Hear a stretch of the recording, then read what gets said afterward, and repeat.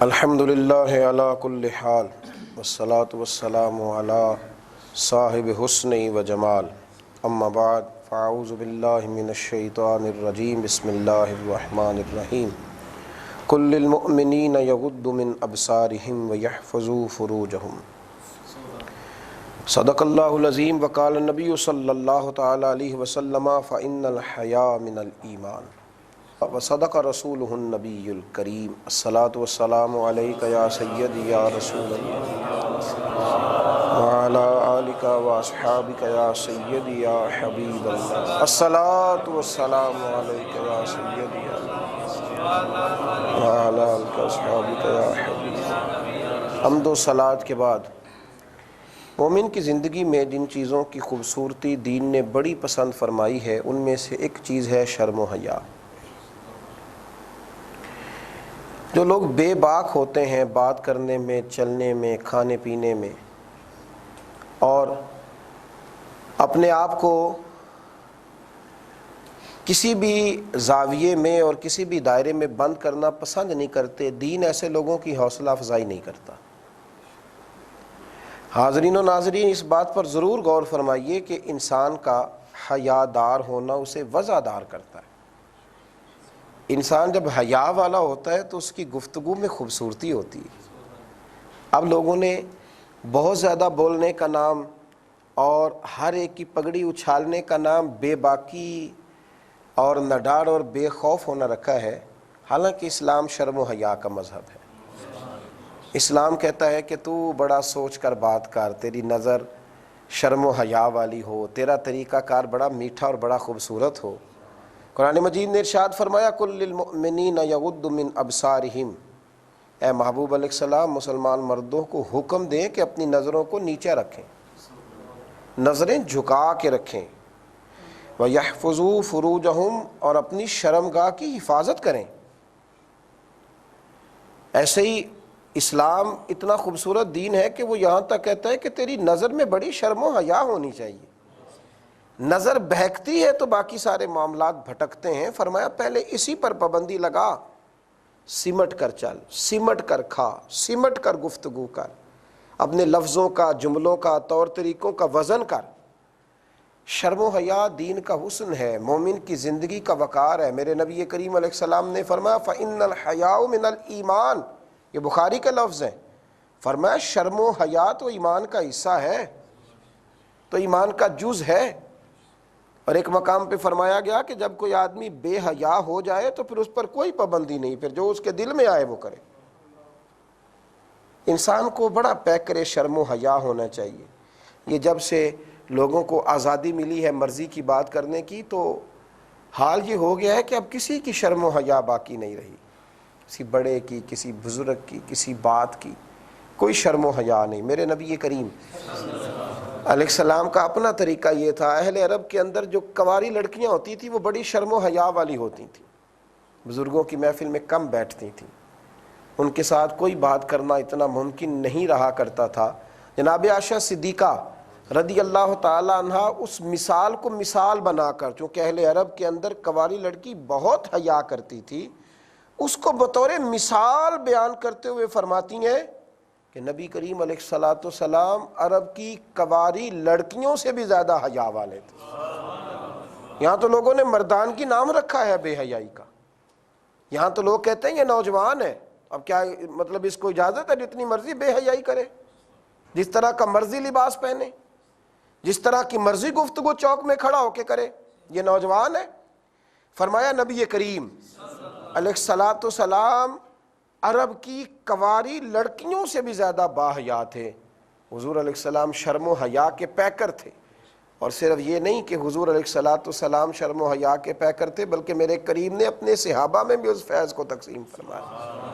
بڑی معروف روایت ہے کہ جناب شیخین کریمین حضرت ابو بکر آئے، حضرت عمر آئے تو اللہ کے محبوب کی پنڈلی مبارک سے، حالانکہ پنڈلیوں کے اوپر تک، ٹخنوں تک اگر انسان، گھٹنوں تک اگر انسان کا کپڑا موجود ہو تو شریعت اس کو اجازت دیتی ہے، تو پنڈلیاں تھوڑی سی، حضور کی کپڑا موجود نہ تھا۔ حضرت صدیق اکبر آئے، حضور آرام فرما رہے، جناب عمر آئے آرام فرما رہے، حضرت عثمان آئے تو اللہ کے ابھی اٹھ کے بیٹھ گئے، تہمت کو سمیٹا، کبھی آپ جملوں کی قیمت دیکھیں تو اتنے بڑے جملے فرما دیے. حضرت عائشہ صدیقہ رضی اللہ تعالیٰ عنہ عرض کرنے لگی یا رسول اللہ صلی اللہ علیہ وسلم ابو بکر بھی آئے, آپ لیٹے رہے, عمر بھی آئے, عثمان کے آنے پر یہ اہتمام؟ تو فرمایا عثمان وہ شخصیت ہے کہ اللہ کے فرشتے بھی اس سے حیا کرتے ہیں. پیک کرے شرم و حیا. آپ اب یہاں ایک بات غور سے سن لیں اور سمجھ لیں کہ جو حیا کرتا ہے اس کی حیا کی جاتی ہے. فرمائے عثمان وہ پیک کرے شرم و حیا. حضرت عثمان غنی فرمایا کرتے تھے جب سے حضور کا چہرہ دیکھا ہے کبھی اپنی شرمگاہ بھی نہیں دیکھی, اور جب سے یہ ہاتھ سیدھا میں نے حضور کے دست مبارک میں دیکھ کر بیعت کی ہے نا, حضور کے دست مبارک میں ہاتھ دے کر بیعت کی ہے, میں نے اپنا یہ ہاتھ سیدھا کبھی اپنی شرمگاہ کو بھی نہیں لگایا. حضرت عثمان غنی کا یہ معیار زندگی تھا کہ چار دیواری کے اندر بھی غسل کرتے تھے تو کپڑے پہن کے کرتے تھے. کسی نے کہا جائز بھی ہے, اجازت بھی ہے, لوگ کرتے بھی ہیں, تو اندر کس سے حیا کرتے ہو؟ فرمانے لگے باہر لوگوں سے حیا کرتا ہوں, جب تنہائی میں ہوتا ہوں تو رب سے حیا کرتا ہوں. شرم کے ساتھ رہنا, حیا کے ساتھ رہنا, حیا والی گفتگو کرنا, یعنی جو جس کی طبیعت میں آئے گا وہ پوسٹ کرے گا, جو جس کے دل میں آئے گا وہ پوسٹ کرے گا.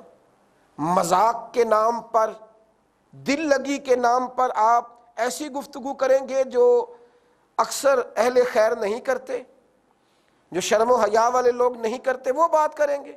وہ کمزور باتیں جو کل تک غیر اخلاقی لوگ کیا کرتے تھے وہ گھروں کے اندر داخل ہو گئیں, اور وہ نوجوان وہ سمجھتا ہے کہ چونکہ میں دل لگی والا ہوں, میں شغل میں رہتا ہوں, میں مرضی سے بات کرتا ہوں. اس نے سوچا ہی نہیں کہاں بیٹھ کے اس کو کیا بات کرنا چاہیے تھی, اس نے اپنے جملوں کا وزن ہی نہیں کیا, اس نے سمجھا ہی نہیں. شرم اور حیا یہ حسن ہے. میرے نبی پاک علیہ الصلوۃ والسلام نے ارشاد فرمایا جب حیا جاتی ہے تو خیر لے جاتی ہے. نبی کریم علیہ الصلوۃ والسلام نے حیا کو ایمان کا حصہ قرار دیا, اور حضور علیہ السلام فرمانے لگے ایمان کی 60 سے زیادہ شاخیں ہیں, 60 سے زیادہ شعبہ جات ہیں. یہ صحیح بخاری میں موجود ہے.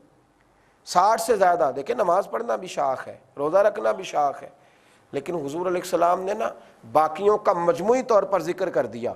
فرمایا اسلام کی 60 سے زیادہ شاخیں ہیں اور حیا بھی ایمان کی شاخ ہے.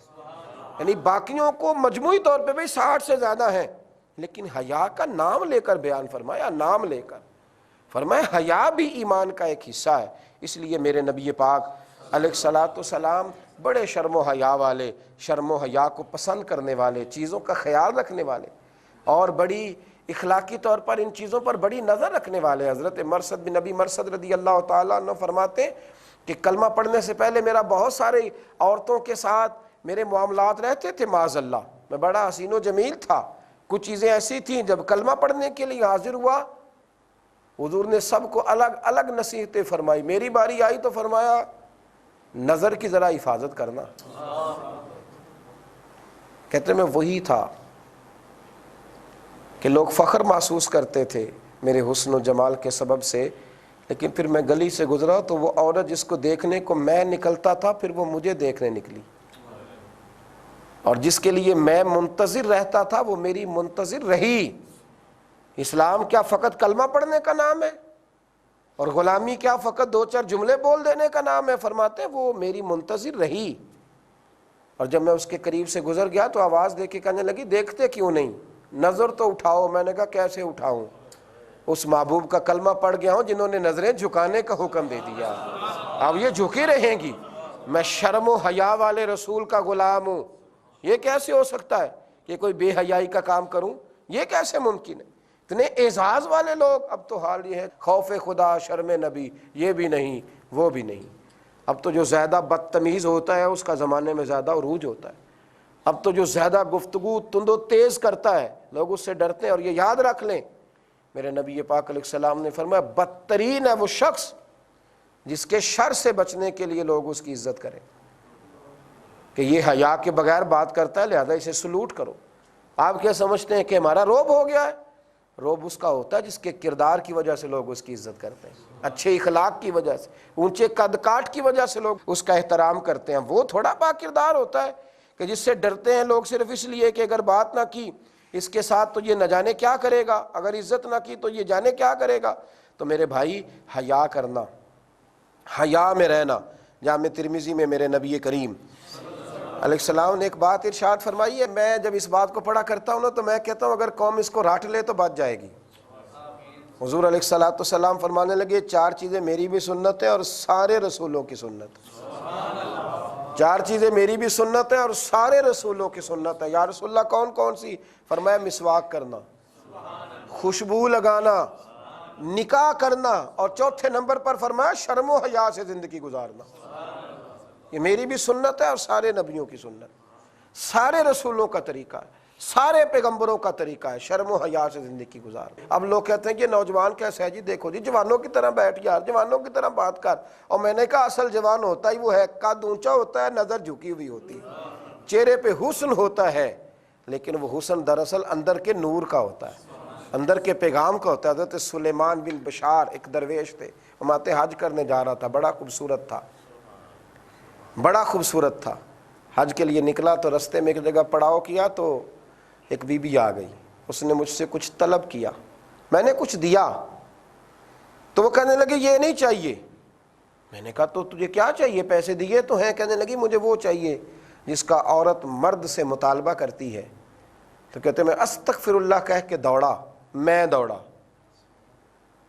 دوڑا، ماتے میں نوجوان تھا، خوبصورت تھا، میں دوڑا، شرم و حیا کے سبب دوڑا۔ کہتے ہیں وہ مجھے آوازیں دیتی رہی، میں اتنا دوڑا، اتنا سر پٹ دوڑا کہ مسجد میں گیا، 2 نفل پڑھے، پھر میں لیٹ گیا، اور جب میں لیٹا تو مجھے خواب میں حضرت یوسف علیہ السلام کی زیارت نصیب ہوئی۔ جناب یوسف علیہ السلام مجھے فرمانے لگے اٹھ میرے سینے سے لگ۔ میں نے کہا کیا ہوا؟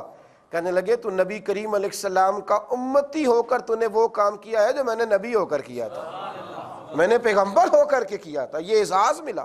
شرم سے رہیں، حیا سے رہیں۔ مومن کا زیور ہے شرم و حیا۔ حیا مومن کے ایمان کا حصہ ہے، اس کے لب و لہجے میں بھی حیا ہوتا ہے، آنکھ میں بھی حیا ہوتا ہے، کردار میں بھی حیا ہوتا ہے۔ اور حیا بندہ تھوڑی دیر کا بھی کر لینا، صوفیاء فرماتے ہیں رب کا حیا تھوڑی دیر کا بھی بندہ کر لے تو اللہ اس کی بخشش فرما دیتا ہے۔ ترمذی شریف میں حدیث ہے، نبی پاک علیہ السلام نے فرمایا کفل نام کا ایک شخص تھا بنی اسرائیل میں، معاذ اللہ تعالیٰ بڑا بے حیا تھا، عورتوں کی عزتوں پر ڈاکے ڈالتا تھا، فحاشی عریانی اس کا شیوا تھا۔ ایک غریب مجبور بیوہ عورت اس کے پاس آ گئی، کہنے لگی میرے بچے بھوکے ہیں، مجھے کچھ امداد کی ضرورت ہے۔ بڑا مالدار تھا، کہنے لگا امداد تو تب ملے گی جب تم معاذ اللہ میرے ساتھ منہ کالا کرے گی۔ اس نے کہا میں حیا والے گھرانے سے ہوں، حیا والے باپ کی بیٹی، حیا والی ماں کا دودھ پیا ہے، حیا والے شوہر کی بیوہ ہوں، میرے ساتھ یوں نہ کر۔ کہنے لگا نہیں، پھر مفت خوروں کے لیے کچھ بھی نہیں ہے۔ یہاں لوگوں نے غریبوں کی عزتیں اچھال نہیں ڈالی، یہاں لوگوں نے امداد کے نام پر بڑی بڑی رسوائیوں کے بازار گرم نہیں کیے، کیا کیا ظلم نہیں کیا گیا، اور کس کس طرح کر کے لوگوں نے اخلاقی دائروں سے باہر کیا۔ وہ کہنے لگا کہ پھر تو جا، میں کوئی مدد نہیں کروں گا۔ میرے نبی کریم علیہ السلام فرماتے ہیں خاتون گھر گئی اور جب بچوں کے روتے ہوئے چہرے دیکھے تو لوٹ آئی، کمرے میں آ کے کہنے لگی جیسے تو کہے گا میں تیار ہوں، پر میرے بچوں کو روٹی دے دے۔ حضور نے فرمایا نا اولاد آدمی کو کمزور کر دیتی، بزدل کر دیتی، بچے بھوکے، تو جیسے کہے گا میں کروں گی، پر روٹی ان کو دے دے۔ اس نے کہا ٹھیک ہے، پیسے دے دیے۔ عورت دوبارہ آئی تو دروازے بند کر دیے۔ جب عورت کے قریب ہاتھ بڑھانے لگا تو وہ کانپنے لگی۔ کہا کیوں کانپتی ہو؟ سب دروازے بند ہیں، کوئی آنے والا نہیں۔ تو بی بی نے ایک جملہ کہا، کہنے لگی نہیں، ایک دروازہ کھلا ہے جو بند نہیں ہو سکتا، ایک ہستی دیکھ رہی ہے جسے کوئی دیکھنے سے روک نہیں سکتا، اس سے شرم کر کے حیا کر کے میں روتی ہوں۔ کہا وہ کون ہے؟ کہنے لگی تیرا اور میرا رب، نہ اس کا دروازہ بند ہوتا ہے نہ روکا جا سکتا ہے۔ جب اس نے یہ لفظ کہے تو کفل پر بھی سختہ طاری ہوا، کہنے لگا تو عورت ہو کہ رب کا اتنا حیا کرتی ہے، میں تو مرد ہوں۔ یہ کہہ کے اس نے دروازہ کھولا، کہا تو آزاد ہے، اور پھر سر سجدے میں رکھ کے رونے لگا، کہنے لگا اے اللہ میں بھی تجھ سے حیا کروں گا، میں بھی تجھ سے ڈروں گا، میں کھری توبہ کرتا ہوں، اللہ میری پردہ پوشی فرما۔ یہ لفظ کہے، کلمہ پڑھا، روح پرواز کر گئی۔ مشکل تھا لوگ اس کے جنازے میں بھی آتے، اس کی بے حیائیاں، فحاشیاں، عریانیاں زمانہ جانتا۔ مشکل تھا لوگ نماز جنازہ بھی پڑھتے، لیکن لوگ کہتے ہیں کہ صبح اس کے دروازے پہ لکھا تھا کہ اللہ نے کی فل کی بخشش فرما دی ہے۔ تھوڑی دیر کا بھی اگر کوئی حیا کرے، تھوڑی دیر کا بھی اگر کوئی حیا کرے۔ بغداد میں ایک بزرگ رہا کرتے تھے، انہیں مسکی کہا جاتا تھا، خوشبوؤں والا بابا، خوشبوؤں والا بابا۔ کسی نے ان سے کہا بابا اتنی خوشبو کہاں سے لگاتے ہو؟ کہا بس آتی ہے۔ کچھ نوجوان پیچھے بھاگنے لگے، نہیں ہمیں بتائیں کہاں سے آتی ہے۔ وہ کہنے لگا بیٹے کچھ بھی نہیں۔ زیادہ جب لوگوں نے مجبور کیا تو کہنے لگے بات یہ ہے کہ میں کپڑے کی دکان پر سیل مین تھا، بہت خوبصورت تھا، کچھ مالدار عورتیں کپڑا خریدنے آئیں تو کہنے لگی کہ اس جوان کو ہمارے ساتھ بھیجو، جو کپڑے ہمیں چاہیے ہوں گی رکھ لیں گے، باقی یہ واپس لے آئے گا۔ کہتے ہیں مجھے گھر لے جا کر انہوں نے بند کر لیا، اور ان کی جو بڑی مالکہ تھی وہ کہنے لگی کہ تو میرے ساتھ منہ کالا کرے گا تو یہاں سے جائے گا۔ کہتے ہیں میں تھا تو خوبصورت، پر اللہ نے مجھے شرم و حیا کی دولت عطا فرمائی۔ رب کریم نے، یہ بھی اللہ کی عطا ہے۔ جو چہروں پر نور ہوتا ہے نا، یہ باطن کا حسن ہوتا ہے تو چہروں پر چھلکتا ہے، یہ آرٹیفیشل ہو تو یہ کام نہیں دیتا۔ فرماتے ہیں کہ وہ خاتون جب میں نے اسے کہا تو وہ کہنے لگی کہ اگر تو یہاں سے نکل بھی گیا نا، زبردستی بچ بھی گیا تو میں شور کروں گی، تجھے بدنام کروں گی، امیر ہوں تو غریب ہے۔ کہتی اتنی بڑی مشکل آ گئی، شرم و حیا کے راستے میں اتنی بڑی رکاوٹ آ گئی۔ اس زمانے میں گھروں کے اندر باتھ روم ہوتے تھے اور لوگ گھر کے اندر ہی پخانہ کرتے تھے، خادم اٹھا کر باہر پھینکا کرتے تھے، یہ والا سسٹم نہیں تھا۔ تو کہتے ہیں کہ میں اوپر گیا، میں نے کہا مجھے تو واش روم جانا ہے۔ جب میں پخانے کے لیے گیا تو میں نے اپنی شرم و حیا کو قائم رکھنے کے لیے اس گندگی کو وجود پہ مل لیا، گندگی کو وجود پر مل لیا۔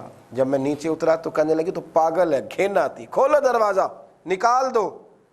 کہتے مجھے باہر نکال دیا، میں نے ایک کنویں پہ جا کے غسل کیا، رات کو سویا تو جناب یوسف علیہ السلام کا دیدار ہوا۔ انہوں نے میرے وجود پہ دست مبارک لگایا، کہنے لگے تو نے شرم و حیا کے سبب اپنے وجود پر تھوڑی دیر کے لیے اگر گندگی کو ملا ہے تو اب قیامت تک تیرے وجود سے خوشبو آتی رہے گی۔ اور بغداد کے لوگ کہتے جب ان کا وصال ہوا تو ان کی قبر سے بھی خوشبو آ رہی، اس لیے کہ انہوں نے اپنی شرم و حیا کی حفاظت کی۔ خوشبوئیں شرم و حیا والے لوگوں کے پاس ہوتی ہیں، جب حیا نہیں رہتی تو کوئی خوشبو بھی پاس نہیں رہتی، کوئی حسن بھی پاس نہیں رہتا۔ اگر ہم چاہتے ہیں کہ خوشبوؤں میں بسے رہیں تو شرم و حیا والے رہیں۔ اللہ سمجھنے کی توفیق عطا فرمائے۔